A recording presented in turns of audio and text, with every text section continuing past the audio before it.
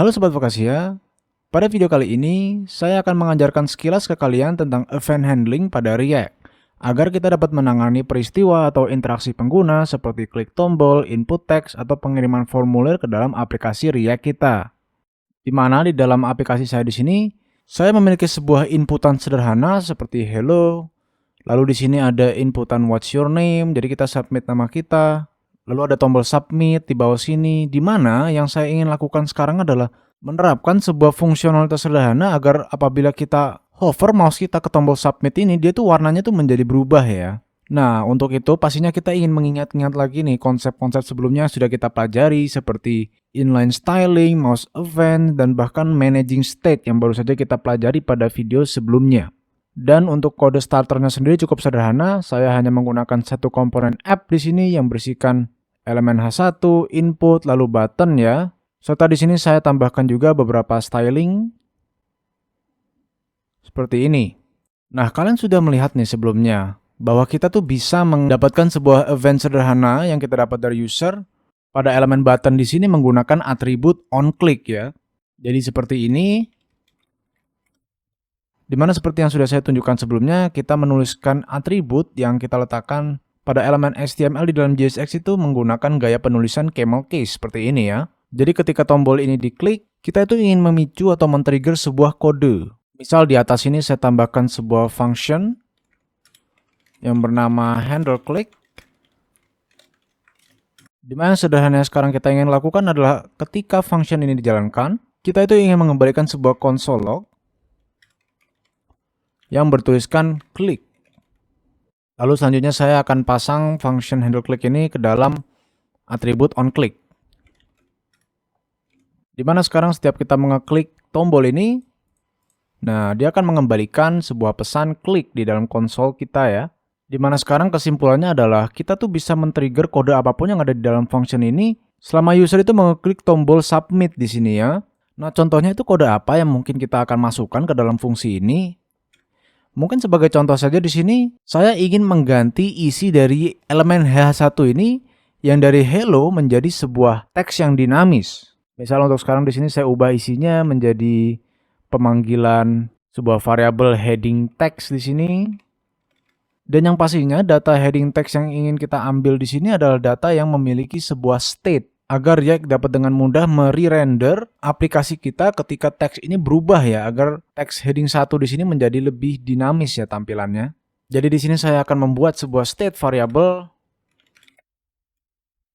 heading text, set heading text, use state.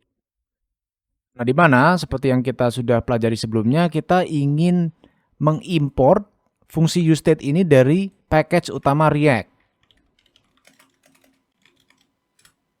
Misal untuk sekarang saya berikan state awalnya itu hello. Lalu selanjutnya di dalam fungsi handle click di sini saya akan panggil set heading text. Lalu di sini kita bisa beri value misal submitted. Sehingga ketika user menekan tombol submit di sini, nah maka di sini headingnya akan berubah menjadi submitted dari hello ya. Nah, sederhananya sekarang kita itu sudah menghandle sebuah event yang datang dari user ya ketika user menekan tombol submit di sini. Lantas, selain kita bisa menggunakan atribut onClick di sini untuk menerima event click button, kita itu bisa menggunakan atribut apa selain onClick di sini? Nah, kalau kita pergi ke dokumentasi W3 Schools di sini tentang HTML event attributes, kita tuh sebenarnya bisa menggunakan atribut-atribut lainnya seperti misal onError, onBlur, onChange, onKeyPress. Jadi sebenarnya ada banyak macam atribut yang bisa kita gunakan untuk menerima event dari user. Jadi tidak hanya onClick saja di sini.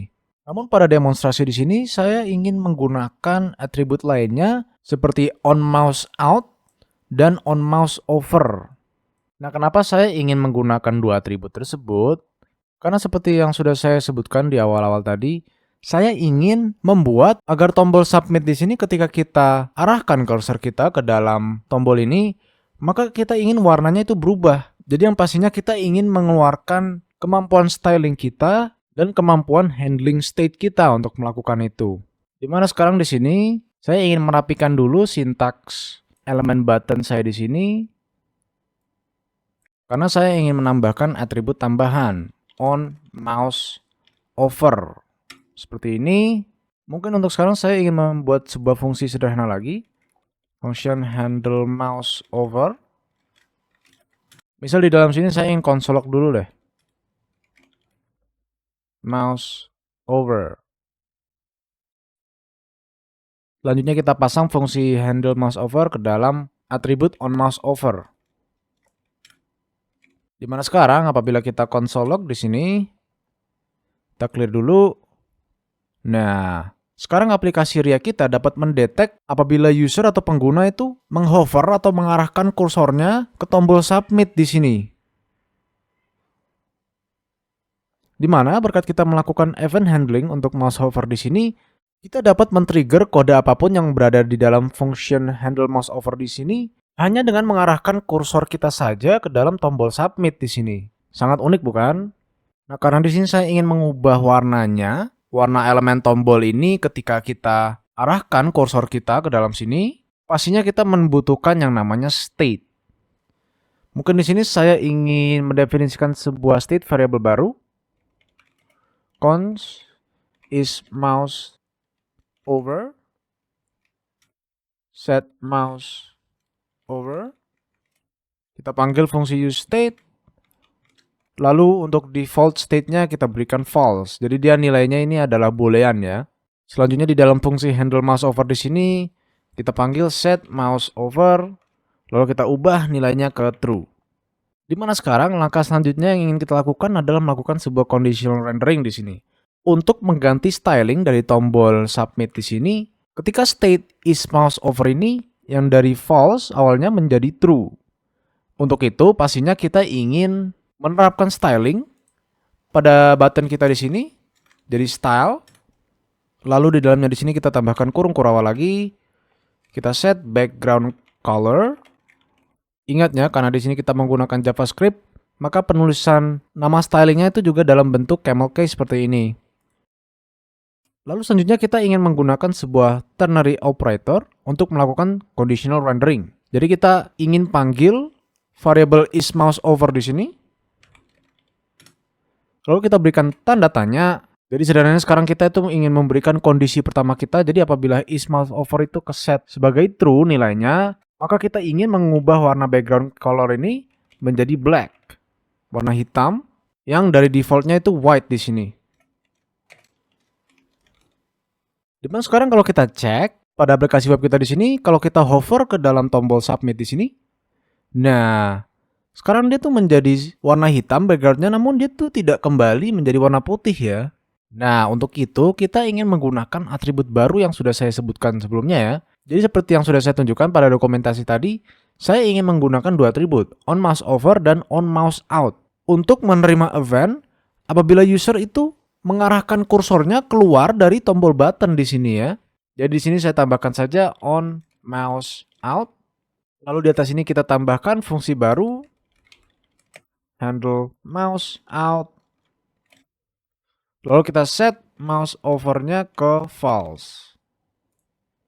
Kita panggil fungsi handle mouse out tadi.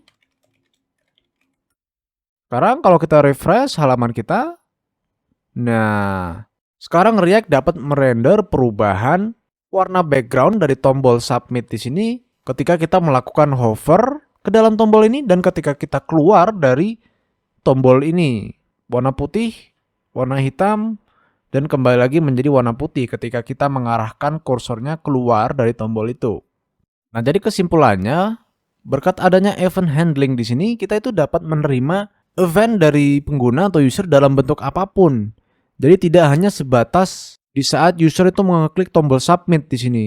Dimana sekarang pastinya fungsionalitas on-click kita juga masih berfungsi. Nah, sekarang kita kembalikan lagi nilai H1 dari hello ke submitted.